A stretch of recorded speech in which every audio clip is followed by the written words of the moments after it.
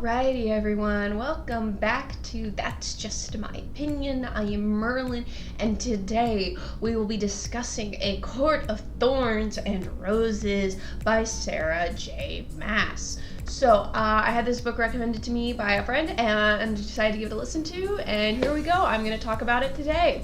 It starts off with our main character, Farah, hunting in the woods trying to feed her family. As she is out in these woods, she comes across a deer. She's going to try to kill it. Then she sees this gigantic wolf there, and you find out in this world there are fairies that live in this other magical country called Prithian, and that there's maybe a chance that this wolf is a fairy. Maybe not. But Farah the wolf goes after the deer, and Farah decides to kill the wolf, takes its pelt, takes the deer, and she goes back home where we meet her family. She has two elder sisters and her father. Her father has a destroyed leg, so he's kind of lame. And then her older sisters are kind of bratty and not very nice. I really didn't like them. And you get then she drops off these carcasses, and they're like, "Oh, Farah, where did you get this?" And it's like, "Where do you think?" Anyway, the sisters are kind of awful in the beginning. And so you find out more about their life, that they were once nobility, gentry, something, but due to their father doing bad investments, they lost everything and they're now living in poverty. Next day, she goes to the market to try to sell her furs. She runs into this mercenary who's like, "Oh yeah, I'll buy these furs." And you start hearing stuff about the fairies, that the fairies are starting to cross the wall, because apparently there's a magical wall that separates Prithian from them. And that more fairies are coming through the wall. So it's like, that's concerning, because apparently there was this treaty that was signed 500 years ago, so fairies aren't supposed to be able to do that, but they are. So Farah is like, "Ooh, okay, concerning." They go back home, and that night a beast comes busting into their house and is like, "Who killed the wolf?" And Farah ends up saying yes, and the beast, who you find out is a fairy, is like, "You must come with me and pay a life debt as a part of the treaty, because you killed this wolf unprovoked and he was one of mine. So you have to come and live with me as a life for a life. You will take his place basically in my lands." So she agrees. Her family kind of sucks because not one of them protests her going. So she leaves with this fairy, and she wakes up in this beautiful house, and she starts meeting the inhabitants of this manor house, who all have these masks on that are like fused to their faces, and they can't pull these masks off, which is kind of interesting.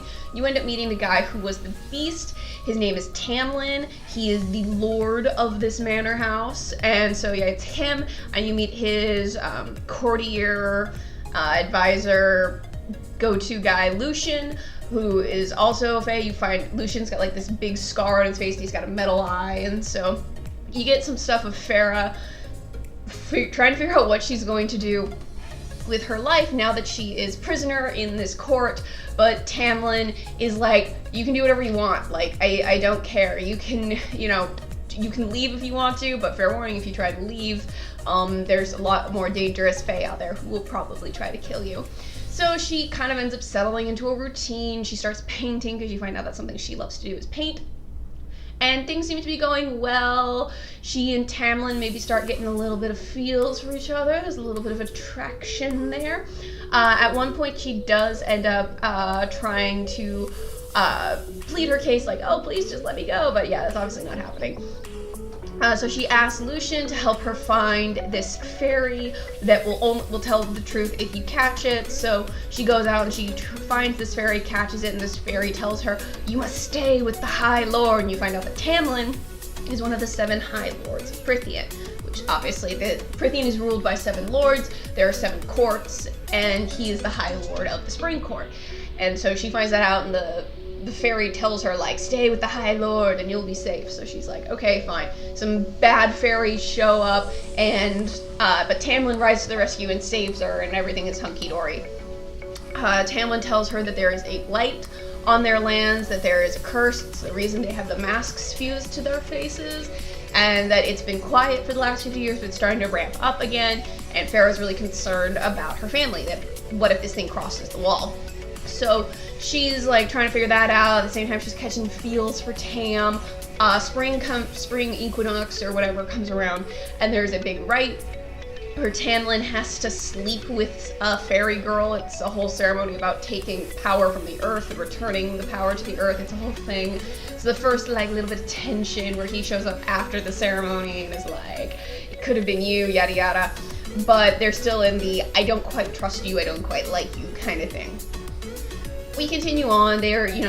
She's getting more and more comfortable with them in this court, and she's having a good time. She ends up finding out that they told her family that a wealthy aunt had asked for her to be there with her on her deathbed, that she was dying. So that's the cover, the glamour that they stuck on her family to explain why she wasn't there. They think she's fine, and Tamlin has also said that he's taking care of her family, that they are not in trouble without her being there. So time keeps creeping on, and then the summer solstice happens, and you find out that there's some bad, not the nicest fae show up then, and Tamlin's trying to keep Farah hidden from them. She does run into this one guy who's like this super handsome, dark, mysterious fae. Well, you find out he comes back around that after the summer solstice, he shows up, and you find out his name is Rysand, I think is his name, or Rise, they call him for short. And he shows up, and Tamlin tries to keep Farah hidden from him. She finds out this guy is the High Lord of the Night Court. There's, like I said, 7 courts, 1 for each season, then a day, dawn, and night court. So, and the night court is kind of like, has these extra, like, spooky fairies. So, Rise shows up, and he kind of taunts Tamlin a little bit. You find out that Rise is in service to someone, and that she's this bad woman. But Rise ends up finding out about Farah. Farah gives him a fake name, and then he leaves, and Tamlin's like, you have to leave, you have to get out of here now. So they spend the night together, and then the next morning she gets to leave, and he tells her that he loves her, and she wants to say it back, but she's torn because what if she tells him, and it's just going to add that much more heartache. So she leaves, and she returns to her family and finds out that they're doing very well off, that Tamlin took care of them, that they're back to basically being gentry. And her eldest sister is kind of sus. Her father and her younger sister are just happy that she's back, but her elder sister, Nesta is her name, is kind of sus, like, and you find out that the glamour didn't work on Nesta, that Nesta has like a will of iron, and so the glamour didn't take hold of it. So Farah tells her everything that has happened about the blight and everything, and so things are going on, and Farah's having trouble readjusting to human society, and eventually she gets to the point where she goes, I can't do it, I have to go back for Tamlin, I love him. And so she leaves, and she runs back to try to find them. And there's also, the worry about this blight, what if it came for them, yada yada, because Tamlin said they would be together again someday, but obviously she's getting impatient with that. So she runs back across the wall, she finds the house, and it's just wrecked. Everything is trashed. She runs into one of the fairies who had been kind of her lady's maid, Alice, and Alice tells her, you stupid girl, all you have to do is tell him you love him, because you find out that there's actually a high queen in Prithia now named Amarantha, who put a curse on Tamlin because for a reason Amarantha really hates humans. She put a curse on Tamlin that he had to find a human woman to fall in love with him, a woman who had hatred in her heart for Fae, so basically killed a Fae unprovoked, and then get her to fall in love with him.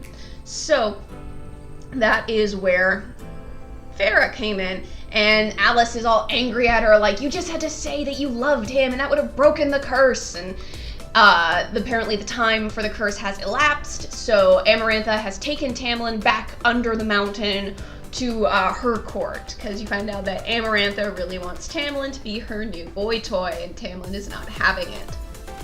So Farah decides to go under the mountain to try and, get Tamlin back.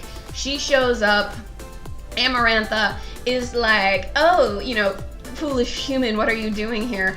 And they end up making a deal that Farah will have to complete 3 challenges for the right to free Tamlin, or answer a riddle. there is some, she didn't carefully word her fairy contract moments in this where you're like, Anyway, she gets through her first trial, but she ends up getting really, really hurt. This is where you see Rise come back in again, and he, you find out, is what everyone calls Amaranthia's whore, that he's been sleeping with her, and everyone really kind of doesn't like him.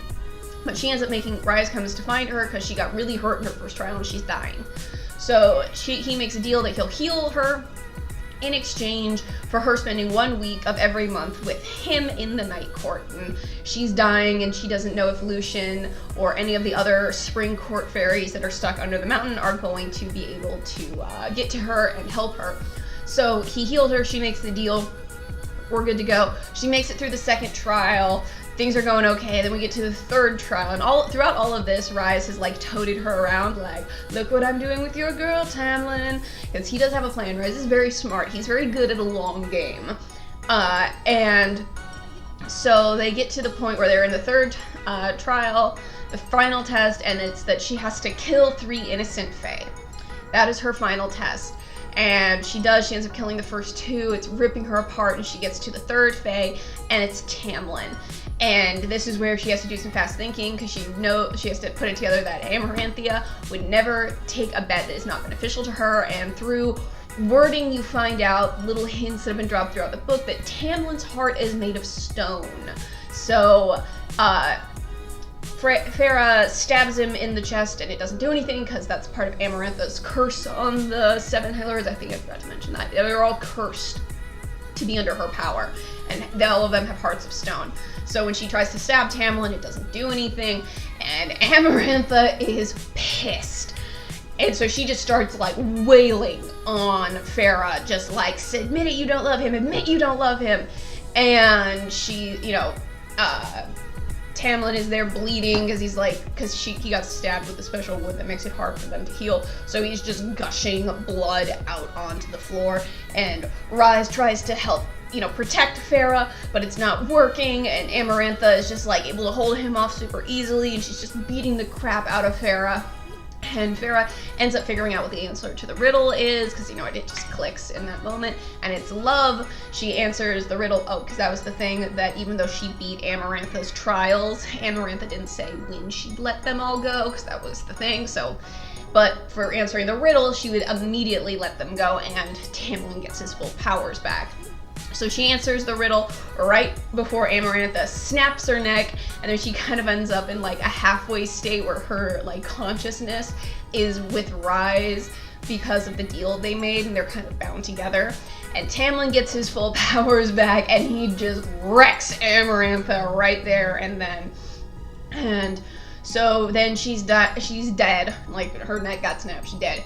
And Tamlin is holding her body, and then all 7 High Lords come together and bestow a piece of their power onto Farah, which not only revives her, but turns her into a High Fae. So that's very exciting. She wakes up, she's okay, but she's still bound to Rise in the Night Court, but she is High Fae now, so woohoo! End with her and Tamlin agreeing that they're gonna get married and go back to the Spring Court and live all happily ever after while she deals with the trauma of what she's gone through in these trials. End with Rise basically saying I'll see you later and taking off. And so that's where the book ends. So as far as characters go, I really like this. I really like Farah, that she's kind of she's tough because she has to be, but she has her softer side with her painting, and I really liked her character.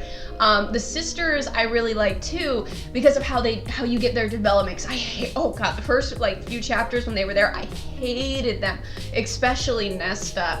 But then when you get to when she goes home and you find out more about Nesta and everything, I'm like, I kind of like them. Like Nesta, she's not a nice person, but she falls into the stone cold category of I respect you.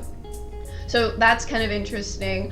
Tamlin, he's okay. I mean, my feelings toward him kind of soured towards the end of the book. He doesn't do a lot to help Farah, and I understand why, because he is being under heavy scrutiny from Amarantha, but I don't know, I wanted a little more oomph from him, and that's the whole Spring Court when Farah is going through her trials, because this is not just to save Tamlin, it's to release the entire Spring Court, none of them help her except for Lucian. None of them do anything to try to help her out. And I was just like, screw all of you guys. She's trying to bust you guys out of here and you aren't doing anything to help her. So yeah, my feelings towards the Spring Court kind of soured at the end there a little bit. But I still really, really enjoy this book. I am going to be listening to the sequel. I am very excited to listen to that. But for Court of Thorns and Roses, I give it like a 4.5. I really enjoyed it. It's a little slow in the beginning, but it does pick up. The other thing I like about it, it's Beauty and the Beast. It's really great. I'm really enjoying it. So I can't wait to read the sequel, and that will probably be the next one up after Mystic Bayou. So yeah, that's just my opinion. If you disagree with me, that's totally cool. Tell me why you didn't like this book down in the comments below. And if there's something you'd like to see me take a crack at in the future, leave your comments down there, and I will talk to you guys in a little while.